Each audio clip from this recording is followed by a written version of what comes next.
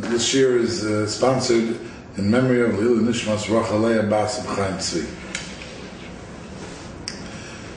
Perhaps one of the most dramatic and awe-inspiring moments of the entire year is when people get together in shul to recite Kol Nidrei and usher in the holy day of Yom Kippurim, of Yom Kippur.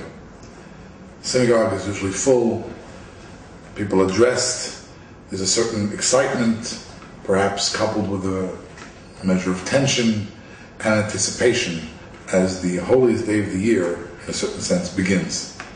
Yom Kippur is a day like no other. There's no parallel to Yom Kippurim in our entire year. In fact, it's a day on which God reveals himself for the purpose of forgiving us.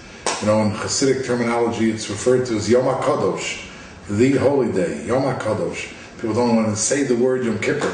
Kapara, atonement, is almost a reflection of God's name, and just as we don't say God's name without a nickname, we say Hashem, we say some other type of nickname, so we don't even want to say the words Yom Kippur. We refer to it as the Yom HaKadosh, the holy day. The Talmud, the Masechta that speaks about Yom Kippur is Maseches Yoma. Yoma, the way they say it in the yeshivas, but Yoma, it means the day. The day, this is the day. And so we get together in shul and we begin Kol Nidrei, and there are two people standing next to the chazan, usually the rabbi and some other dignitary of the synagogue, standing often holding a Sifrei Torah. Other people hold Sifrei Torah. They walk through the shul and then accompany the chazan to the bina, to the yomud where he's going to lead the services from, and we begin Kol Nidrei. What is Kol Nidrei? There's a very, very moving tune that's used in certainly all Ashkenazi communities, certainly anywhere I've ever been. I think the Sephardim have a different practice. There's a very, very almost mournful kind of tune. And somebody said it to classical music, actually. It's a very, very beautiful and awe-inspiring tune. It's recited 3 times. We recite Kol Nidrei first a little more softly, and then the second time it's a little louder, and the third time a crescendo, and it's just, you can hear a pin drop in the shul, because people are silent. We're wrapped up in the emotional moment of Kol Nidrei. And now we begin Yom Kippur. I remember as a child, the Machzor that I used, so you opened up to the page, on the English side of the page it said Kol Nidrei in big letters. It gave me the creeps almost. Wow, this is it, Yom Kippur, Kol Nidrei. On the shul calendar it'll tell you, Kol Nidrei begins at 6:25 or whatever time it is in a particular year. And so most of us think, Kol Nidrei, that's the beginning of Yom Kippur. It's the moment that we usher in this special day, and it is. So we need to understand, so what is Kol Nidrei? So I hope I'm not going to burst any bubbles or disappoint anybody. But you know what Kol Nidrei is? Kol Nidrei is an annulment of vows. Torah declares that if a person takes a vow, an oath, a commitment, makes a commitment to do something, and then for whatever reason is unable to fulfill that particular commitment, there is a mechanism by which he can be released from those vows. And that is called Hataras Nedarim, literally the annulment or releasing from vows.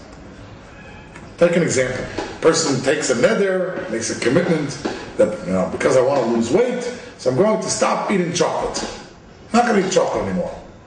He takes a vow, a neder. And the Torah declares when a person takes a vow, you've got to commit yourself to what you did, what you said. You've got to keep your word. Motzos v'secha tishmor, the Torah says. You have to keep the commitments made with your mouth.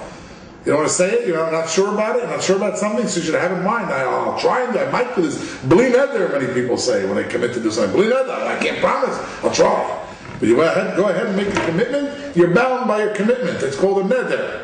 There are various things that have to be in effect for the neder to work, which are beyond the scope of the class right now. But a person takes a neder, so let's say a person takes a real neder and swears off chocolate, to use the English term, the neder, right, swears off, no more chocolate.